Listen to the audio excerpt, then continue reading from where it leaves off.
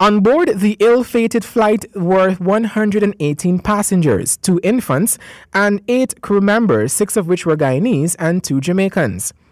All passengers and crew on board were accounted for.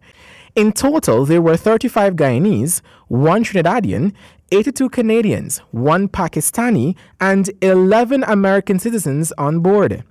According to Chief Medical Officer Dr. Shamdio Persad, 10 of the passengers were rushed to several medical institutions for various minor health issues. Dr. Persad stated that none of these complications were life-threatening. The Chief Medical Officer explained that 5 of the injured passengers are patients at the Georgetown Public Hospital undergoing observation for injuries that could be serious. We were able to remove safely to the hospital 10 persons with a variety of expected sorts of injury when we have this measure of evacuation of the aircraft using the evacuation slides.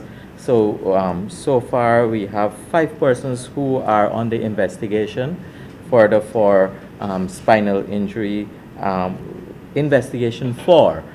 So they're having further x-rays and so on done. Several passengers who misplaced medication and other medical items after evacuating had those replaced by the Ministry of Public Health, with some still being sourced from other areas.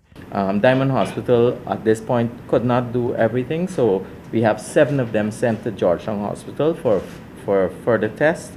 There were a few persons also with problems with blood pressure because of the fact that the flight left here. They had checked in sometime about 9.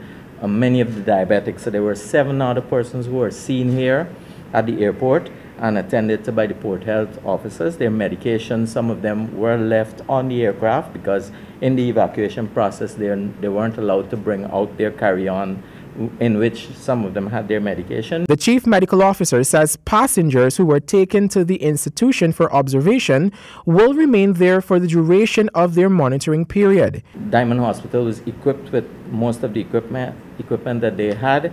They were able to stabilize their spines with spinal boards and affix them with a safe collar until we get the results of the C-spines and in some instances some CT and MRIs that are ordered for them. So I guess in future updates we'll give you a better feel for what they are. We were able to also locate the relatives of all except for one of the persons who are at the hospital. Javon Vickery, HGP Nightly News.